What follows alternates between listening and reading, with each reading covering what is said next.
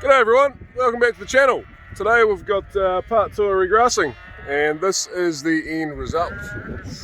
Looking pretty good. As you can see, a few weeds out there, but 300 odd ewes here with lambs on, so there'll be a lot of lambs in here. There'll be 750, 800 sheep here probably, and there's 51 I think calves out there. They've been here 8 or 9 days now. So I've just, well, when I say they've been here, I've just emptied these paddocks out, but most of them have been in here for that long. And yeah, there's still actually plenty of feed about. Looking pretty good.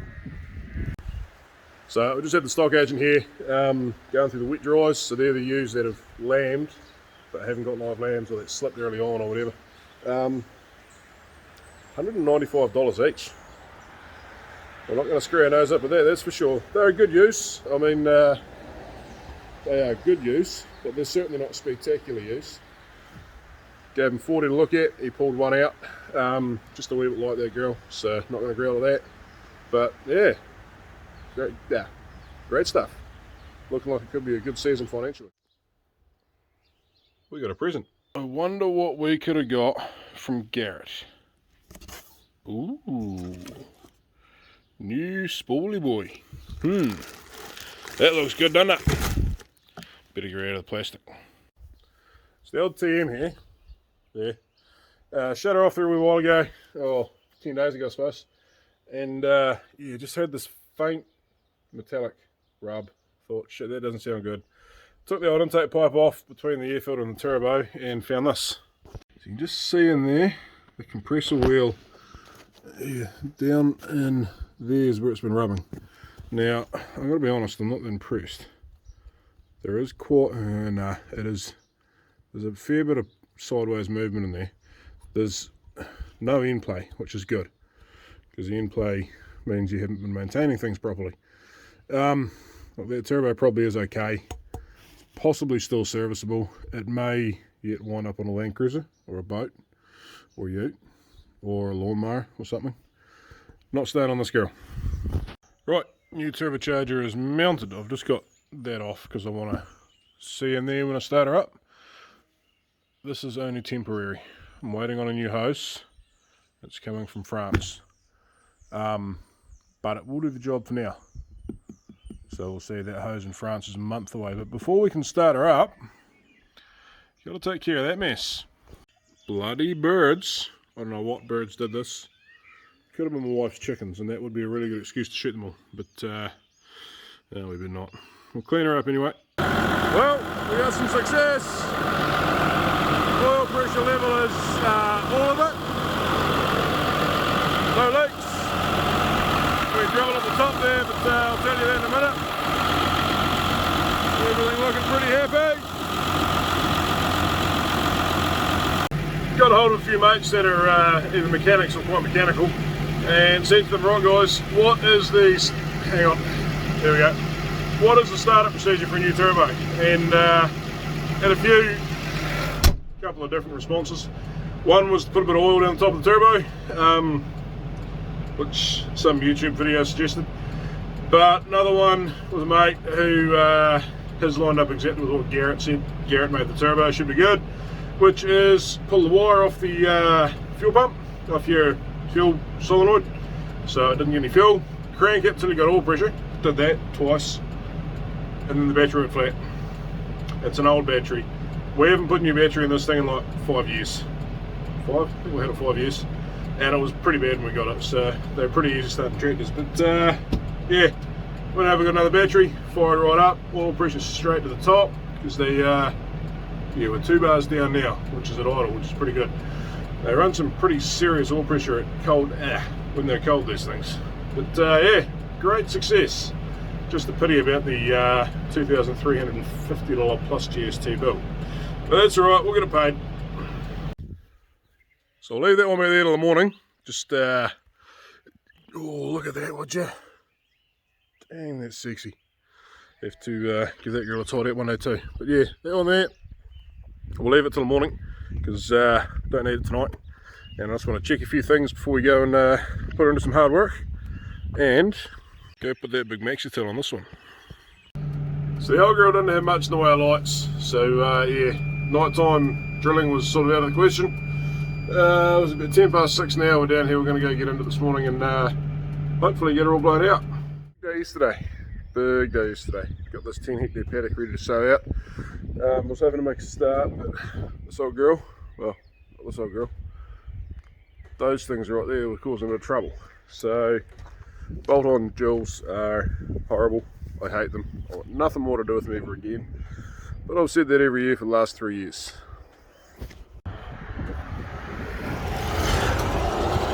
Nice shiny new turbo. No bird's nest in there. That's pretty good. Right, so there's the tractor and drill on the paddock. It's a good start. And now I'm going to take some real high-tech technology back and grab a trailer and some seed. Well, that's not what you want to see when you unpack your grass seed. Bugger. Oh, she's a good old girl, that thing. It ain't perfect, but it is hill country, so got to be mindful. Look at that bloody plastic bottle there. Got to be mindful that yeah, we don't want to make this too fine, and it is pretty fine. And as much as we do want it level, to get it perfectly level is going to create a high risk of erosion. So this will do the job just fine. Pick that bloody thing up.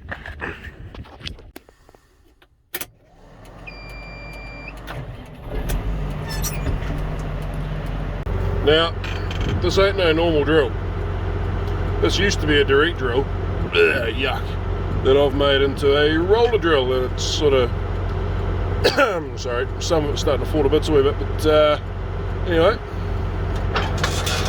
in gear, probably don't need to go back that far, about there. You watch that wee wheel at the back on just over there.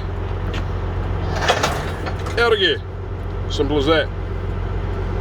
Might just turn that spool down a wee bit because that's a bit brutal. I think that way. We'll have a look, eh? Yeah, let's try it. That's better. Happy with that. Let's go. Well, I'm just about finished working the steep stuff off, so I guess I better give you a wee bit of a hoon round today.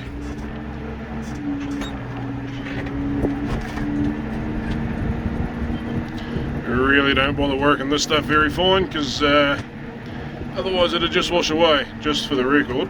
That's about level there.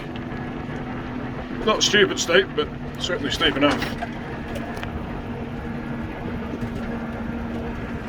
And back up we go. Hang on. Make sure the drill's in the ground.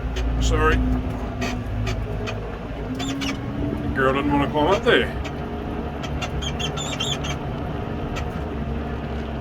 Man, it's good to have this tractor back. I did not enjoy drilling with that big girl the other day. The E150's going quite nice. As it bloody should be for the money it's had to spend on it, but 10,000 hour tractor, you can't really growl, can you? We're really looking forward to getting her washed up though. So we've got, I reckon we're probably about halfway, in 3 hours in here so far, so that's not too bad going. About 10 hectares in total. You've got to remember, my wee drill's only 8 feet wide. Love to get a bigger one day, but priorities, eh? So just about got this bit to the point where we're going to work it out. It sort of turns into a wee island here. It'll get cut off very shortly.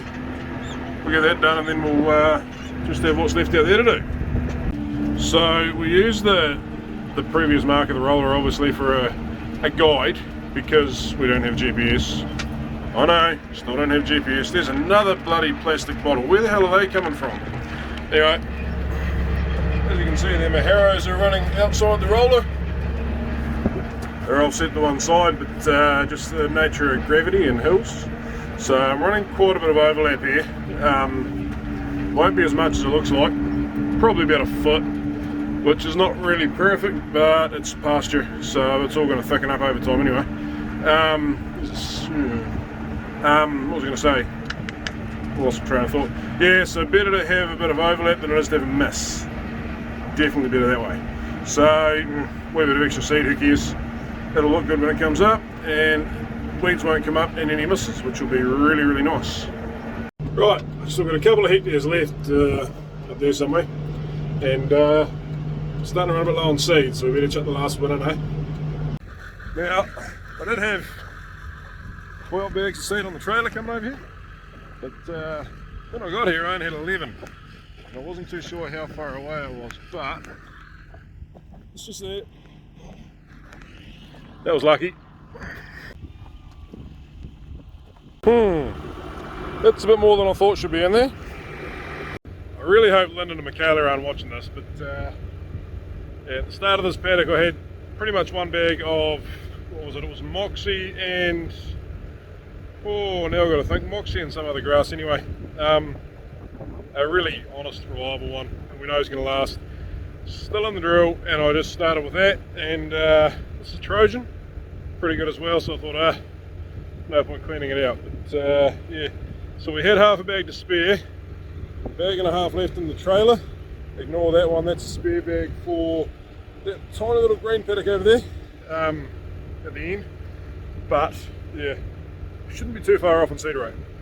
Now, would you like to see something just so incredibly satisfying?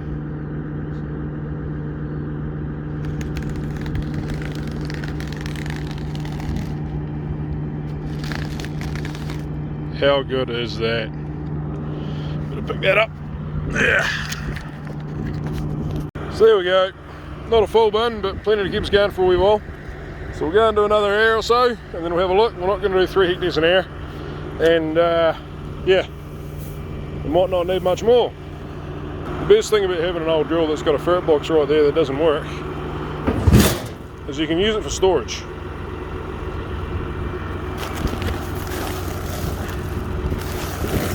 Probably should clean it out one day.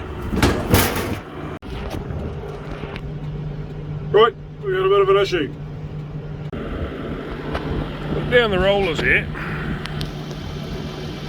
and there's a bit of a bow there. It's not supposed to be there. Had a lot of rocks today, but that last one bent my roller axle. Now that ain't good. We've got about a quarter hectare. Just shy, a little, yeah, what am I saying? A little more than half an acre to go, so we're going to try and get it done. The rings will turn on the axle, and because the seed mechanism doesn't drive off the axle, we'll be okay. But it's not really ideal. Hopefully we make it. If not, I don't know. I'm probably going to have to spin the seed on and use another roller to roll it, which I don't really want to do. But that's what it is. Oh, had a wee bit of a win there. Actually, wasn't a bent axle. I mean, it was bent, but it wasn't permanently bent. It was a stone, I think, or a bit of rock jammed in between two of the rings, and it seems to have popped out. I'm guessing that's what it was, because we're away laughing again. So for those who think we don't have any rocks, I know they're not particularly big rocks, but there are plenty of rocks around here. So we've got that same thing going here with the, you can just see the roller mark down there. So just got to be quite careful that we don't overlap here. Don't have a miss. We want to run a little bit of overlap. But yeah, plenty of rocks around. They're all wee ones, they're alright, they don't do any harm. But just over there is that big sucker that I thought bent the axle. But thankfully didn't. And just like that, we're done! Finally! Woohoo! How much seed's left in the box? We'll have a look. Not too bad, pretty big, bag and a half in there. So seed rate will be within 10%, which is good. Yeah, we're supposed to go at 26k to the heat there, so there's 20k of ryegrass and 6 of clover. We don't want being a wee bit light, we don't really want to be heavy, because otherwise you're not really giving that clover a chance to grow out. The ryegrass just chokes it out. But that'll be close enough for me. So this paddock, probably more so than any others on the farm, has quite a bit of rock in it, and it's quite interesting. You see this wee knob here, see how the soil's a bit darker? And that's because it's all rocky underneath. It's quite a friable, quite a free light soil, whereas this stuff here, there's a wee bit of rock here, but the soil we're talking about is quite a heavy, dense clay-based soil. This goes really good in dry weather, but I've got to admit that stuff there, those little knobs, when it rains in a hot summer, nothing grows grass like that. You can sort of see the same thing along that one and further up. Yeah, focus camera. I'll zoom in for you.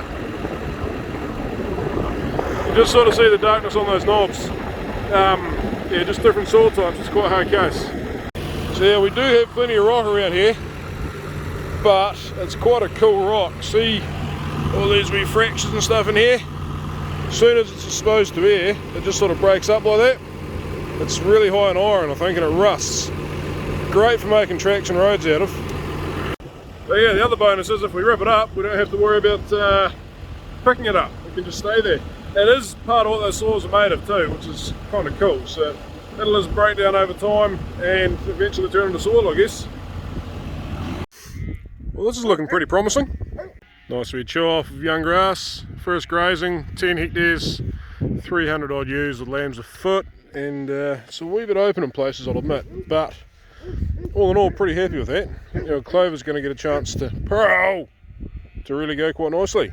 Plenty of feed still left there, but first grazing I always get a little bit worried about overdoing it. So I'll hunt them off now. They can grow for 10-15 days or something, I suppose, and then we'll get some wean lambs on here.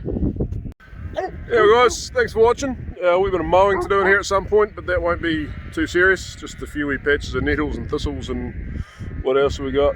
A couple other wee bits and pieces, but most of them are annual, so we'll just mow them off and they won't come back. The sheep actually eat a lot of the fat hen and the thistle and the nettles and stuff anyway. So yeah, anyway, hope you enjoyed that. Thanks for watching. Don't forget to hit that subscribe button, and we will see you next time.